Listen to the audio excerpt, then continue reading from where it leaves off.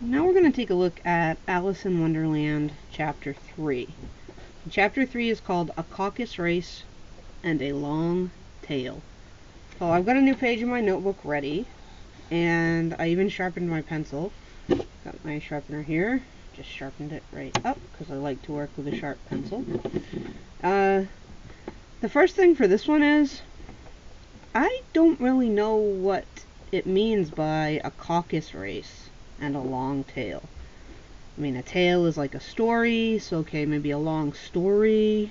I mean, Alice in Wonderland isn't really that long at all. And then a caucus race. Usually a caucus, we talk about, like, electing people who will be, you know, in the elections, who will get ready for the elections. We choose, you know, which person that you would like to vote for, kind of ahead of the elections. But a caucus race and a long tail, I can't even imagine what that would mean in this context, so I'm actually going to underline that. For the chapter titles, I've just been putting them in quotes, but I'm going to underline it, and I'm actually going to draw an arrow to it, question mark. What does this mean? So sometimes in stories we run across words we don't know. Sometimes books have a lot of words we don't know, and sometimes maybe we know almost all the words in a book. Knowing what a word means when you're reading is really, really important. Because if you know what words mean, then you can actually make sense of what you're reading better. And a key point of reading is being able to make sense of what you read. If you can read the words, but you really don't understand what you're reading, then the next step is to try to make sense of what you're reading. And if you're somebody who can read words, but can't really understand the meaning behind the words, then you will want to look at some strategies of how to make meaning of what you read. One strategy that you can use is when you see a word you don't know, and in this case, I'm going to say a caucus race, and a long tail, but when you see a word you don't know, you know, make a note of it. Okay, and then you're going to actually look for meaning as you read. So I'm going to actually start this chapter without knowing what it means, a caucus race and a long tail. So, but that's how we're going to start. We're going to try to make some meaning as we read. Chapter 3, A Caucus Race and a Long Tail. They were indeed a queer-looking party that assembled on the bank, the birds with draggled feathers, the animals with their fur clinging close to them and all dripping wet, cross, and uncomfortable. The first question, of course, was how to get dry again.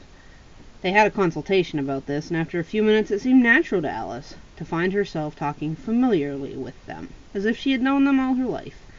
Indeed, she had quite a long argument with the Lorry, who at last turned sulky, and who would only say, "I am older than you, and you must know better." And this Alice would not allow without knowing how old it was, and as the Lorry positively refused to tell its age, there was no more to be said. So Alice, she's a curious girl. She's even asking this Lorry, whatever it is, you know, its name. I mean, not its name. I was just thinking, I don't really know what it means by a Lorry, so that's why I said its name. But its age. At last, the mouse, who seemed to be a person of authority among them, called out, "Sit down, all of you, and listen to me. I'll soon make you dry enough." They all sat down at once in a large ring, with the mouse in the middle. Alice kept her eyes anxiously fixed on it, for she felt sure she would catch a bad cold if she did not get dry very, very soon. "Ahem," said the mouse, with an important air. "Are you all ready? This is the driest thing I know." Silence all around. "If you please." William the Conqueror, whose cause was favored by the Pope, was soon submitted to by the English, who wanted leaders, and had been of late much accustomed to usurpation and conquest. I do know the word, what this means. I couldn't say it, but I know what it means to take over. That'd be my definition anyway. Take power. Edwin and Morcar, the Earls of Mercia and Northumbria. "Ugh!" said the Lorry with a shiver. "I beg your pardon," said the mouse, frowning but very politely. "Did you speak?" "Not I," said the Lorry hastily. This Laurie's quite a character, huh? They all are characters, actually, in this story, because it's such a fantasy story, right? I thought you did, said the mouse. I proceed. Edwin and Morcar, the Earls of Mercia and Northumbria, declared for him, and even Stigand, the patriotic Archbishop of Canterbury, found it advisable. Found what? Said the duck. Found it, the mouse replied rather crossly. Of course you know what it means. I know what it means well enough when I find a thing, said the duck. It's generally a frog or a worm. The question is, what did the Archbishop find? The mouse did not notice this question, but hurriedly went on. Found it advisable to go with Edgar Atheling to meet William and offer him the crown. William's conduct was at first moderate, but the insolence of his Normans. How are you getting on now, my dear? It continued, turning to Alice as it spoke. As wet as ever, said Alice in a melancholy tone. Doesn't seem to dry me at all. In that case, said the dodo solemnly, rising to its feet. Now, a dodo is a bird that's gone extinct. There might be other meanings for a dodo, but I could pretty much guess that's a bird that's gone extinct, which this is a fantasy story, so it can be here. I move that the meeting adjourn for the immediate adoption of more energetic remedies. Speak English, said the eaglet. I don't know the meaning of half those long words. And what is more, I don't believe you do either. And the eaglet bent down its head to hide a smile. Some of the other birds tittered audibly. I can kind of relate to the eaglet. Kind of like, what are they talking about? What I was going to say, said the dodo in an offended tone, was that the best thing to get us dry would be a caucus race. Aha. So there is the word caucus race, the same one that I underlined here. And look, even Alice wants to know, what is a caucus race? So sounds like both Alice and I had the same question. Not that she wanted to know much to know, not that she wanted much to know, but the dodo had paused as if it ought to say that somebody ought to speak, and no one else seemed inclined to say anything. So as I'm reading now, I'm kind of looking to see, am I going to get an answer to that question? Most texts, we would get some sort of a explanation about what a caucus race is, or what it is that you don't know. You'd get some sort of an explanation, or it would be used in a sentence, and you would try to infer the meaning, try to figure out the meaning based on how it was used. That is a huge skill, and one I would encourage everybody to work on. Why, said the dodo, the best way to explain is to do it. Okay, so caucus race is something you do. I'm just going to make a note over here. Something you do. As I'm trying to make meaning out of it, I'm going to take a few notes, maybe. And as you might like to try the thing yourself some winter day, I will tell you how the dodo managed it. Okay, so it sounds like it sounds like we're going to find out how the dodo did it. So here we go. First, it marked out a race course with a sort of circle. The exact shape doesn't matter, it said. So we need a race course where the shape doesn't matter, but it's kind of like a circle sort of thing. Okay, so I drew that. Then all the party were placed along the course, here and there. There was no 1, 2, 3 and away, but they began running where they liked and left off where they liked. Okay, so let's say person number 1, person number 2, 3, 4, 5, 6, 7, 8, 9, and then, okay, we say we have 9 people, or 9 things. Just place them there. Say start anywhere you like on the race course. And then they began running where they liked and left off where they liked. So it's not easy to know when the race was over. Well, I guess not. Just a bunch of people running around. They all crowded around it, panting and asking, but who has won? Okay, so they basically run as they please. And then how to know who has won?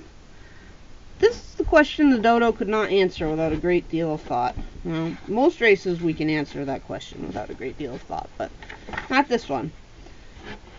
and it sat for a long time, with one finger pressed upon its forehead, the position which usually see Shakespeare in the pictures of him. And one thing you could do, I don't know that exact picture, I think I've got it in my mind, but could Google Shakespeare, right? I might Google it, and I'll make a note over here, just so that I remember. Google Shakespeare, I want to spell it right, so I'm going to look back at the reading. Whoops. Shakespeare. Just so I can see what that picture actually looks like. I might even print the picture, I might glue it on here. I'm not actually going to, but I might if I were keeping a reading notebook, so I could keep that picture. I might draw the picture, right? We know that I'm not the perfect drawer, so I probably wouldn't, but somebody might want to. While the rest waited in silence. At last, the dodo said, "Everybody has won, and all must have prizes." Okay, so a caucus race is where you run as you please. The winner is where everybody wins. Everybody wins. Okay, so that's a fun race if you like to win. Not so much a fun race if you are interested in competition. Let's see. And all must have prizes. But who is to give the prizes? Quite a chorus of voices asked. Why, she is, of course, said the dodo, pointing to Alice with one finger.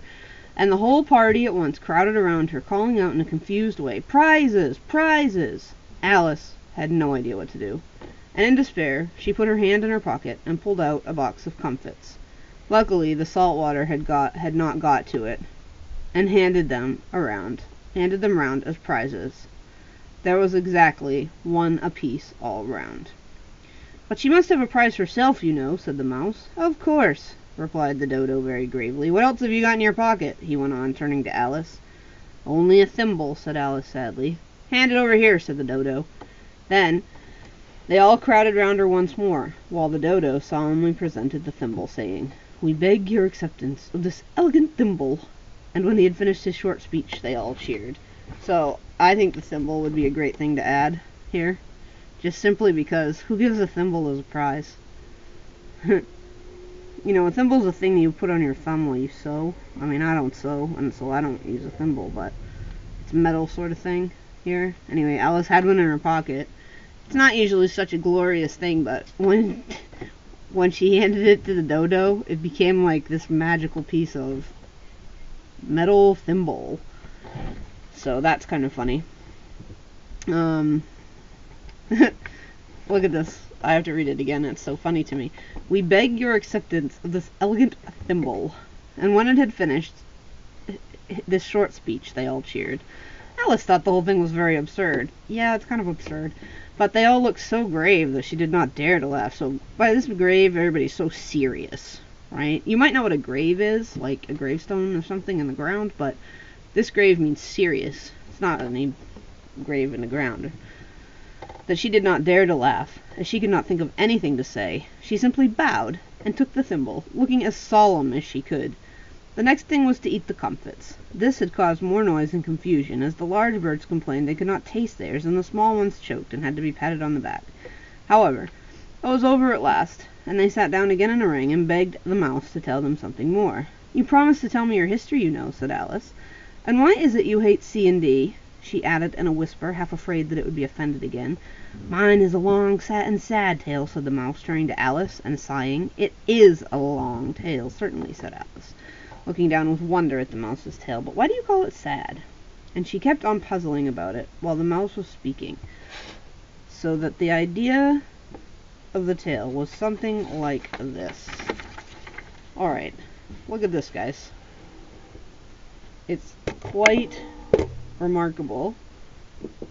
It looks like a poem, right? It's not even written like a normal text, right? Back and forth, right to left across the page.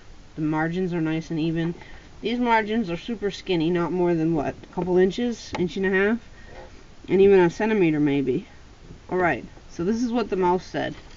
Let me double check what the mouse said. And she kept on puzzling about it while the mouse was speaking, so that her idea of the tale was something like this. Okay. This is what Alice is hearing. "Furry said to a mouse that he met in the house, 'Let us both go to law, I will prosecute you. Come, I take no denial. We must have a trial. For really this morning I've nothing to do, said the mouse to the cure. Such a trial, dear sir, with no jury or judge would be wasting our breath. I'll be the judge, I'll be the jury, said cunning old Fury. I'll try the whole cause and condemn you to death. You are not attending, said the mouse to Alice severely. So this was Alice, her imagination, right? She was kind of dreaming off. The mouse was so serious, she was kind of dreaming off. That's her imagination of what the mouse said, but the mouse knew she's not paying attention. So he said, You're not attending, said the mouse to Alice severely. What are you thinking of? I beg your pardon, said Alice very humbly. You had got to the fifth bend, I think. I had not, cried the mouse sharply and very angrily. Not? Said Alice, always ready to make herself useful and looking anxiously about her. Oh, do let me help undo it. Look, he said I had not, meaning I didn't. And she said, not? So she's not even really hearing what he's saying. She said she'll help him undo the knot, but he didn't mean not. That's kind of funny. I shall do nothing of the sort, said the mouse, getting up and walking away. You insult me by talking such nonsense. I didn't mean it, pleaded poor Alice, but you're so easily offended, you know. The mouse only growled in reply. Please come back and finish your story, Alice called after it. And the others all joined in chorus. Yes, please do. But the mouse only shook his head impatiently and walked a little quicker. What a pity it wouldn't stay, sighed the Lory, as soon as it was quite out of sight. And the old crab took the opportunity to say to her daughter, my dear, let this be a lesson to you, never to lose your temper. Hold your tongue, Ma, said the young crab a little snappishly. You're enough to try the patience of an oyster. I wish I had our Dinah here, I know I do, said Alice aloud, addressing nobody in particular. She'd soon fetch it back. And who is Dinah, if I might venture to ask the question? Said the Lory. Alice replied eagerly, for she was always ready to talk about her pet. Dinah's our cat, and she's a capital one for catching mice. You can't think. And oh, I wish you could see her after the birds. Why, she'll eat a little bird as soon as she'll look at it. This speech caused remarkable sensation among the party. Some of the birds hurried off at once. The old magpie began wrapping itself up very carefully, remarking, I really must be getting home. The night air doesn't suit my throat. And a canary called out in a trembling voice to its children, Come away, my dears. It's high time that you were all in bed. On various pretexts they all moved off, and Alice was soon left alone.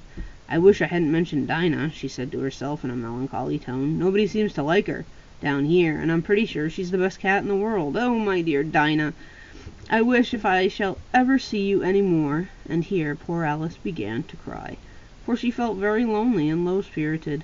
In a little while, however, she again heard a little pattering of footsteps in the distance, and she looked up eagerly, half hoping that the mouse had changed its mind and was coming back to finish its story. So at this point, you can kind of see Alice is very confused. She doesn't know where she is. She's run into a group of, animals or mystical creatures who, maybe they're friendly, but maybe they're irritable toward her. And she feels kind of bad.